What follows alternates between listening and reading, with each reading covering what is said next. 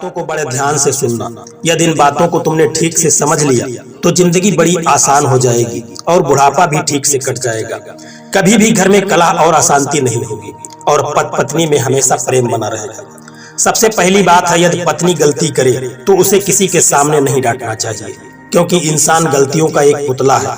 इंसान से ही गलतियां होती हैं और गलती कोई जानबूझकर नहीं करता।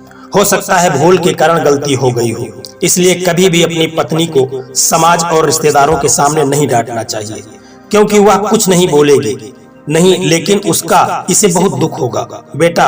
और कुछ पत्नियां तो ऐसी भी होती हैं जो पलटकर जवाब दे देती हैं, और यदि उसने जवाब दे दिया सबके सामने तो तुम इसे अपना अपमान समझोगे।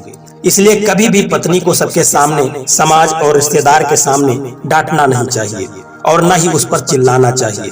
और दूसरी बात यह है कि यदि पत्नी से गलती हो जाए तो उसे अकेले में बैठाकर अच्छे से समझाना चाहिए। ऐसा करने से पति पत्नी के रिश्ते में मिठास बनी रहती है और दूरियां नहीं बढ़ती। और तीसरी सबसे जरूरी बात है कि एक अच्छे पति का कर्तव्य होता है कि वह अपनी पत्नी के हर सुख दुख में साथ खड़ा रहे, और पत्नी का भी कर्तव्य होता है कि वह पति के सुख दुख में साथ रहे। और चौथी बात है कि पति को पत्नी के सामने कभी भी उसके पीहर वालों की बुराई नहीं करना चाहिए। यह स्त्री का स्वभाव होता है कि वह सब कुछ तो सहन कर सकती है, लेकिन अपने माँ बाप भाई बहन की बुराई नहीं सहन कर सकती।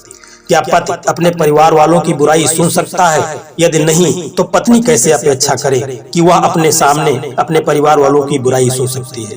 वैसे विवाह के बाद पत्नी अपने पति की बुराई भी नहीं सुन सकती। पति अगर पत्नी की किसी आवश्यकता को पूरी भी नहीं कर सकता तो पत्नी को अपनी मजबूरी एवं कारण प्रेम पूर्वक मीठे शब्दों द्वारा समझाना चाहिए। पति को कभी भी अपने पुरुष होने का झूठा अपमान नहीं करना चाहिए।